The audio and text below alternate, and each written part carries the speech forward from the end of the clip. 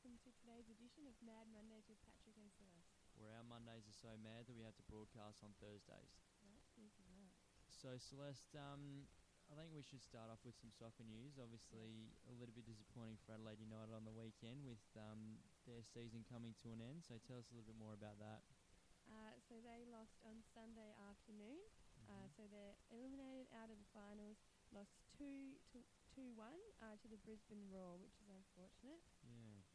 And the standing coach Balcanis has announced he doesn't want to contest for the top job for next season, but is willing to stay on as an assistant. But that might be a bit hard because some coaches, new coaches, tend to bring in their own support staff, so he might struggle to get it right. I understand as of this morning they've elected him as assistant coach, I believe, and I think some of the selection panel for the to find the new coach have walked off because they're not happy with appointing an assistant coach before you appoint. What's the point in electing an assistant coach before you appoint a coach? So I think there's a few, obviously with Galekovic the other day expressing his discomfort with the culture down there at the club. I think there's a little bit of a rift going on down there at United, but hopefully they can fix that up and before next season. Yeah, that's it. Basketball.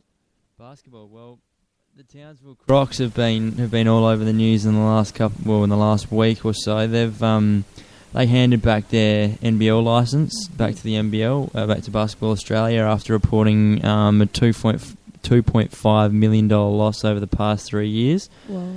So a bit extreme, but Basketball Australia have tried to convince them to stay on and to stay in the league, but they're not having a bar of it. But the NRL North Queensland Cowboys are looking to assist the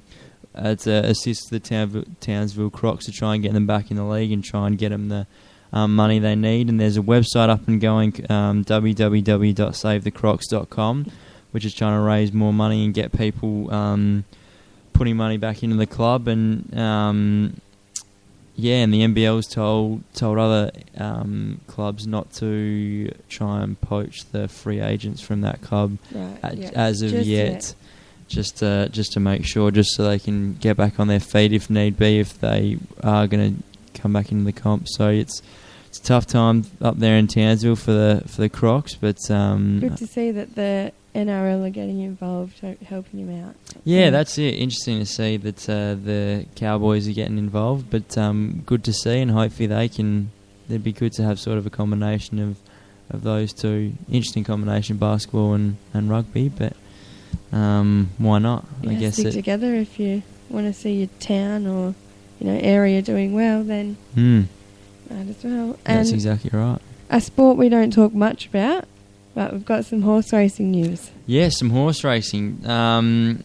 Black Caviar's half brother went under the auction hammer on Wednesday, and went for a record $5 million.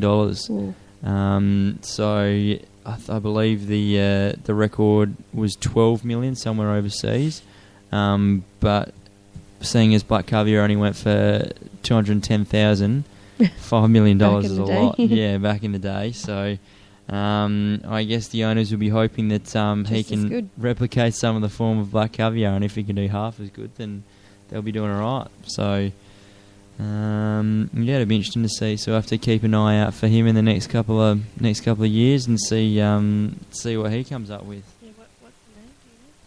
They haven't given a name yet, so they've just bought it, and then they'll give it a name later on further down the track. So keep you posted. Yeah, keep you posted. Now some tennis. Yes, tennis. So at the moment there's a current tournament in Poland for women. Petra Kvitova is the top seed and won her first round match. Laura Robson from Great Britain, Shahar Peer from Israel, and Sabina Lisicki from Germany all lost in the first round. So they were probably the biggest names in the tournament. So round 2 is on today, or Poland time today. Yeah. So Kvitova will have a second round match. And the Family Circle Cup in America was completed on Sunday, where Serena Williams defeated Jelena Jankovic in the final 3-6-6, love 6-2. So slight struggle, but she powered through in the end. I believe that was after defeating your sister in the semi. Yeah. Is that correct? Yeah, it is. And is a clay tournament in Houston in the USA, men's tournament. But the second round match is about to be postponed.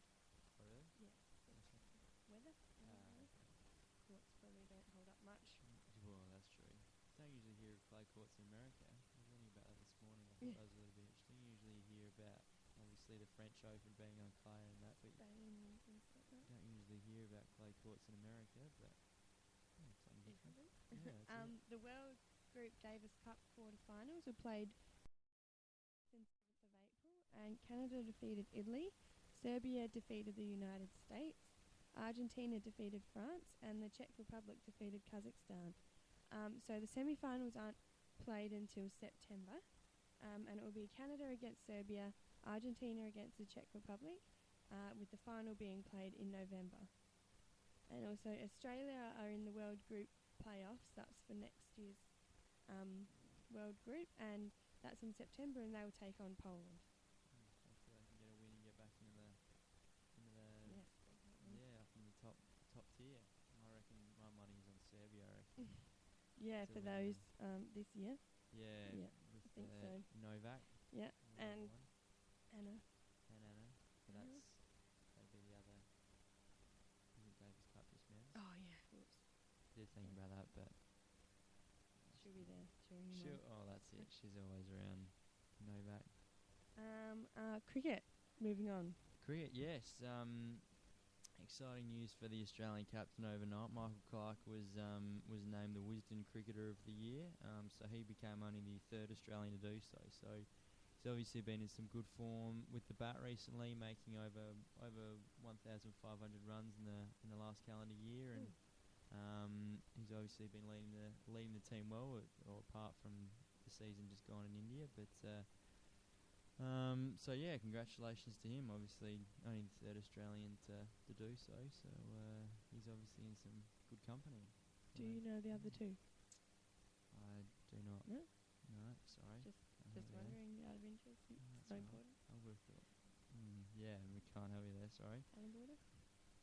Ricky Ponting and Mike. Speaking of Ricky Ponting, did you see his catch? I did see his catch. It was very good. It was a very good catch. But apparently he dropped some before that, so he had to make up for it. But third time lucky or something? Yeah, that's it. It was an absolute hanger. I remember watching him take one at Adelaide Oval a couple of years ago against New Zealand, which was just as good. So good to see he's still got it. Yeah. So good on him. Some netball. Yes. So it's round 4 coming up this weekend. Thunderbirds take on the West Coast Fever in Adelaide. So head on down to Netball SA Stadium, formerly Etzer Park. Didn't know it changed. So yeah, if you head down there. Thunderbirds sit 5th on the ladder at the moment, just below the West Coast Fever, who are 4th. Both with 2 wins and 1 loss, but the Fever just have a higher percentage. Okay. So it's still early on in the season, still a lot to go, hard to tell. And I believe the Waikato Bay Magic of Plenty, or whatever they're called, Irene Van Dyke, who plays for them, was they played the West Coast Fever last week, and she was complaining about them being very physical. So I think the Thunderbirds are going to be in for a pretty rough game this weekend, I think. So look out for that. Yeah, even more reason to head down there. That's not what we encourage. No, not at all. Not at all. Formula One, have we got something about that? Yeah, just a little bit of Formula One news. Obviously, we heard a couple of weeks ago that reigning world champion Sebastian Vettel and our own Aussie Mark Webber were in a bit of a tussle there, and that's right. Vettel went against team orders and overtook Mark and ended up winning the Grand Prix in Malaysia. So although they've said that their feud's been resolved, we'll finally get to see. The next race is this weekend in China, so the battle between those two will continue on the track this weekend. So it'll be interesting to see how that all goes down on the weekend, see whether that problem really has been resolved. So we'll talk about that next week. Yeah, that's it. We'll keep you posted. Yeah. And to our favourite topic. Favourite time. AFL.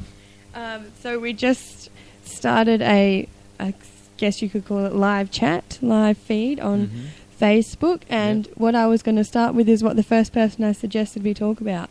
So, James Hird and the allegations against him. Yes, Hirdy. So reports in the Herald Sun have said sports scientist Stephen Dank has claimed he injected James Hird with a substance banned by the World Anti-Doping Agency. What? Why? Why now is this coming out? It is also claimed that Hird was aware of the entire supplements program at Essendon, which included taking players off-site for injections, and that the players signed consent forms listing the type of supplements they'd be taking. Well, surely, as the coach, you'd have to know everything that goes on with your club.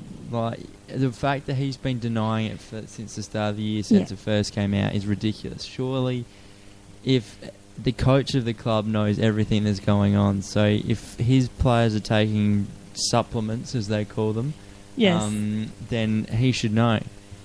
Well, it's hard that it would get past him. Yeah, well, that's it. If he notices a change in performance in the players or something, you would think, what's going on? Yeah. But speaking of supplements, it's been reported that a number of players took a form of pig's brain peptides. What? Sounds a bit odd. And an anti-obesity drug. Oh. So, but I don't think they really have a problem with obesity. I was going to say, the amount of work they do during a week, I would have thought they'd be the last people on earth that need to take those kind of drugs. Supplements, rather. Sorry. And it is believed investigations by the club and ASADA will see the Bombers admit to not doing due diligence on the employment to staff and irregular practices. So surely ASADA's got to be nearly done with their investigation. If it's been going on for a couple of months now, surely that's got to be nearly finished. But then with this coming out, and it's going to be interesting seeing that Essendon are sitting top of the ladder at the moment. If they get all their points taken away or can't play for premiership points the rest of the season, stiff. Yeah, that considering they're top of the ladder. Yes. Yeah, there is some good form at the moment. Lucky for a good team for round one. And we've got some exciting news for Hawthorn. Luke Hodge has signed a 1-year contract extension, which is good for them. Good to see the skipper signing on for another year, so that'll be good. But the year's not really that long. He's getting on a little bit. Right, okay. And he played his first game back after injury on the weekend. Played alright though, I think, from all reports. But so he's sort of becoming that little bit more injury prone. So I think he's going to sort of be a year by year prospect from now on, just to see how he pulls up and see how he gets through each week. So, but it's definitely a coup for Hawthorn.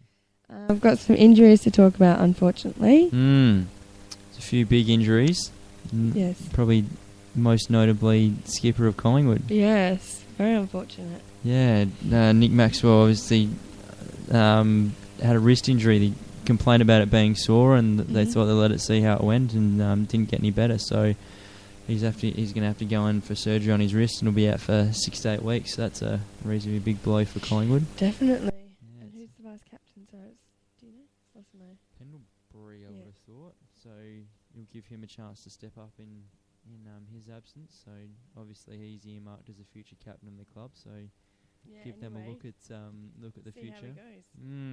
So. And also, young Crow Sam Shaw's been put on the long-term injury list as well, which is unfortunate. But unfortunate. I don't know whether that means they can now elevate someone from their rookie list. Yes. Because usually when you move someone onto the long-term injury list, it means they move someone up from the rookie list. So who's your pick?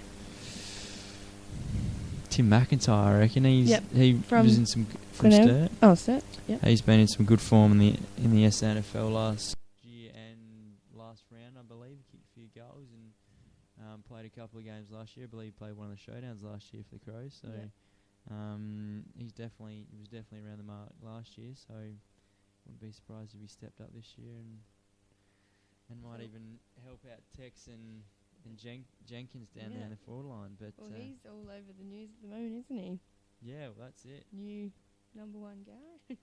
Yeah, well, that's it. Everyone was talking about Tex and Jenkins. So obviously they played alright on the weekend. Yes, they did. A couple of goals each. Step up, tall forward.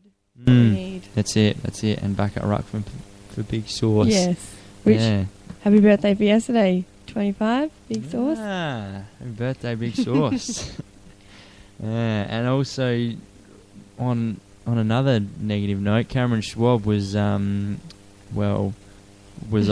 either resigned or sacked as the CEO of the Melbourne Footy Club after the club's 148-point loss to Essendon on the weekend. So it's all going a little bit pear-shaped down there at Melbourne with the tanking and now Cameron Schwab resigning or being sacked, and it's just all going downhill quickly for the Melbourne Footy Club. There's been accused of having a culture problem, and it's just not going well down there at the Demons. Did see after their game on the weekend, supporters once again booing them, shaking their heads, abusing, throwing their arms around at them. It's not nice to see at all. From all reports, they didn't play anywhere near as well as they should have on the weekend. I think Neil Craig was reported as saying that their first 10 minutes was good, but after that it all went downhill from there. So obviously they had a little socialising team bonding session on Tuesday night, I believe, down in Sorrento, I think they said. So off-site, off training. So to try and fix up a few of the problems and sort of get to know each other a little bit better, and hopefully that and hoping that the bond, if they can form a good friendship and good relationship off the field, that'll hopefully lead to on-field success. But fingers crossed the Demons, they can turn it around. They've been around the bottom for the last couple of years now, so I think it's time to step up. Yeah, that's it. And they've recruited not too badly. They've picked up blokes like Shannon Burns and Chris Dawes, and a few young blokes like Jack Viney they've picked up this year. He's going to be a gun, and blokes like Jackson Trengrove and Jack Grimes, who are the skippers down there, and blokes like Mitch Clark as well. So once they come back from injury, it'll hopefully it'll start turning around for them. But and also Aaron Mullett from the Kangaroos won the Rising Star Award for round 2.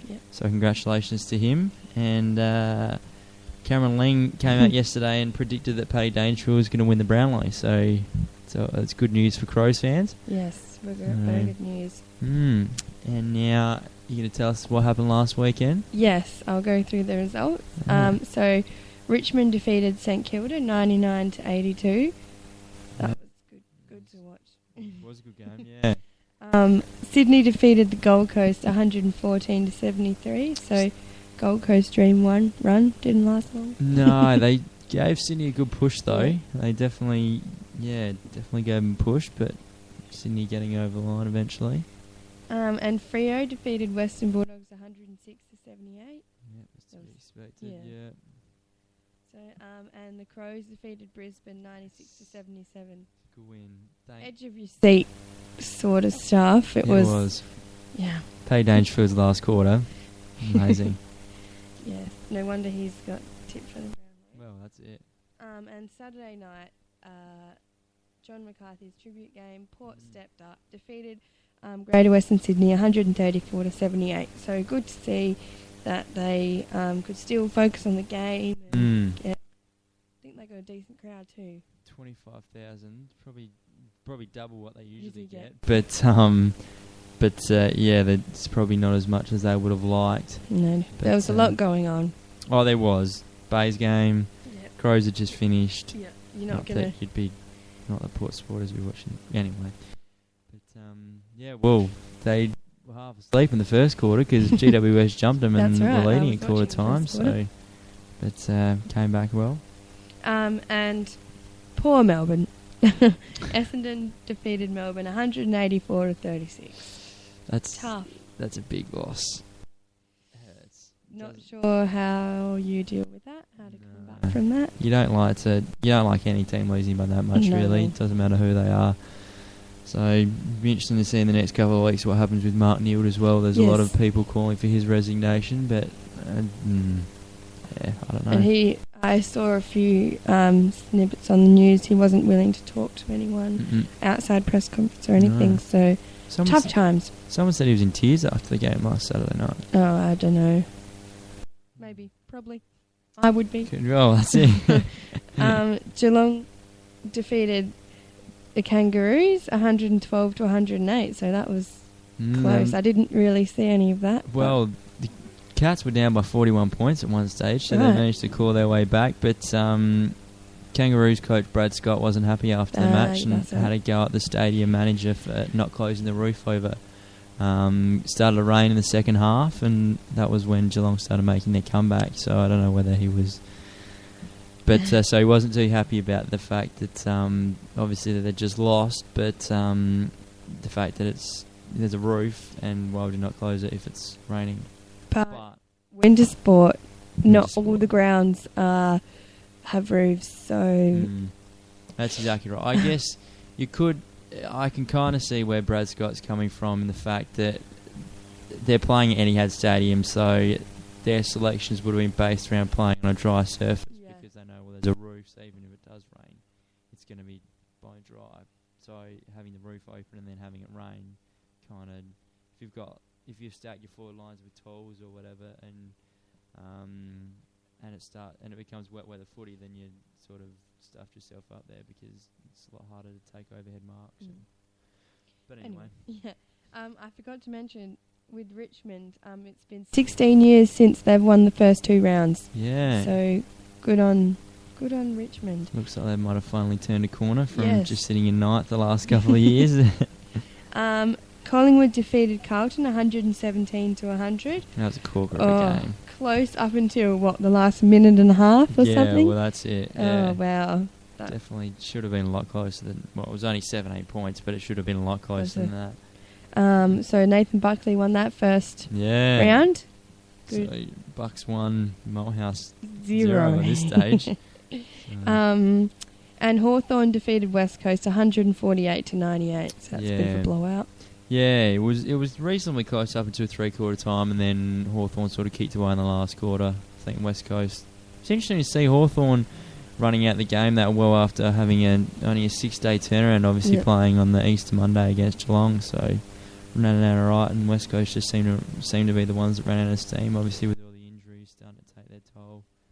No Nick Nat, no Kerr, no Lacroix. So yeah, fortunate for them. So this week coming up, what have we got? This week, well, it's a bit of a doozy this week. I managed to pick 9 last week, but this week I'm not so confident. So here we go. Yep. This Friday we've got Fremantle and Essendon. It's Pattinson Stadium. Oh gosh, Essendon. Okay, both haven't lost a game yet, so yeah, I reckon I'm with you on that one. I think Essendon as well. Yep. Saturday afternoon we've got North Melbourne and Sydney down in Tasmania, I think. Yes, in Hobart, Gladstone Arena. Don't know. I think I'm gonna go to Kangaroos. Yeah. I think. Okay. Yeah, they play in Tasmania a lot, don't they? So. Sydney have been a little bit sluggish to get the season started. This year, so I think I'll back the Kangaroos in for this one. Melbourne and West Coast, the MCG. No, yeah, yeah. Sorry. Sorry, but GWS and St Kilda. At in Canberra. Manuka Oval. Should be a good game, actually. Yes. Oh, I don't know. Draw. Sure. I think I'm going to go with St Kilda, but I can see GWS getting over the line in this one and posting their first win. Watch that. Yeah, well, that's right. I've got Geelong and Carlton at Etihad Stadium on Saturday night. That'll be a good game. Yeah, Geelong, I think. Yep, I'm with you on that one. Gold Coast and Brisbane, so the Q clash up in Metricon Stadium on Saturday night. Gold Coast. Yep, I reckon I'm with you on that one as well. I reckon the Gold Coast. Tipped you last week, Brisbane, and let me down. Yep. I reckon, Gold Coast, I reckon will get up there. Yep. Sunday afternoon, we've got Richmond and the Bulldogs at Etihad Stadium. Richmond. Yep, I reckon Richmond there as well. Yep, 3-0. Collingwood and Hawthorn, the MCG. Collingwood. Yeah, with you on that one as well. And finish round 3, we've got the showdown here, Port Adelaide and the Crows, Amy Stadium at 4:10. I'm not sure about the twilight time slot on a Sunday afternoon. But tip? You know, I Crows. Yeah, good. Yeah, I think I'll stick with the Crows as well. I think Port have been in some good form, but They played GWS and Melbourne. So I hate to say that. You hate to say that, but no, it'll be an interesting game, and hopefully the Crows can get over the line. Last time, these two teams met. Big Sauce had 61 hitouts and 19 disposals and won the showdown medal. So hopefully he can. Birthday weekend. Yeah, birthday weekend. Hopefully he can replicate the same kind of form this weekend. We're unfortunately running out of time, so we're going to have to wrap up. Yeah. Just quickly, if you want to join our Dream Team League, you can't anymore? Can't okay. anymore. Bad luck, everyone. You missed out. Sorry, Have guys. a good season. Yeah. So you're listening to us through Oz Sports Online. You can listen live on Spreaker. Also, we filmed our first edition of Tiger Tube for Glenelg Footy Club on Tuesday, so that will be on their website on Fridays. Correct. So if you have a look for that. Also, if you want to join Glenelg Footy Club memberships, they're almost at 2,000 now. So we listed the membership packages last week, so that's also on the website if you want to have a look at that. So they're trying to get 3,000 members, so reach in your pockets, see if you can find some money and join the Glenelg Footy Club. So it's a good club down there. It's a nicely located and good footy team down there. Location. Yeah, that's right. So so keep an eye out for our Tiger Tube clips on Friday afternoons. So we'll be interviewing this week. We've interviewed Coach Chris Massey. Yes. And in the next couple of weeks, we'll have a few more interviews with Chris and hopefully get a few of the players in as well. So we go to trainings on Tuesday nights. We'll be going to trainings, so that'll be interesting. Yeah. Remember to like us on Facebook, Mad Mondays with Patrick and Celeste, or follow us on Twitter at Mad Mondays 13. Correct. We really want to hear your feedback. Yeah, that's it. We'd love to hear from everyone, and if there's anything we're missing out on or anything you'd like to hear us talk about in the show, that'd be great. And having chats with people online throughout the show as well, so we can communicate with people during the show as well, would be good. But again, thanks for listening, and we will talk to you all next week. Thank you.